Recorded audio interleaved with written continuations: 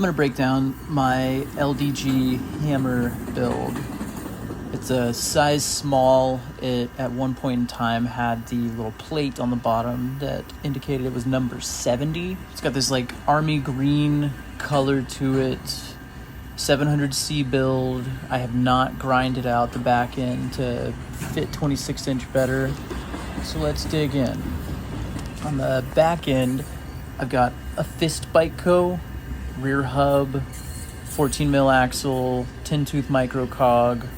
I think it's Odyssey chain, Resist Nomad tires, fixated stout sprocket on Merritt cranks with some Eastern bike pedals, Thompson post with the Mike Aiken Odyssey railed saddle. Of course, I got the SMC sticker, BSD revolver, or maybe it's Colt revolver. I think it's Colt. With Credence stem.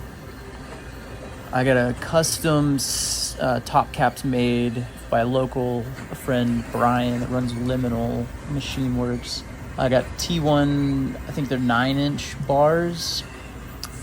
Resist Icon fork, of course. This thing's sick and pretty unbeatable as far as I can tell. I just recently bent my custom fork. So as far as my experience, it's the most industrious of them all.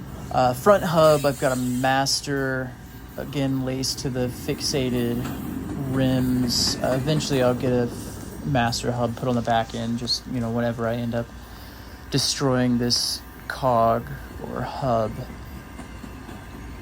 Black Ops grips, they're actually like extra thick, which I've been really enjoying. They're just a little bit more cushy for my hand and it feels like I've got more to grab. That about does it. Yeah, shout out to the company still supporting the scene. Fixated, Master, Rough, SMC, y'all are killing it with just promoting everything. I'll see y'all in November.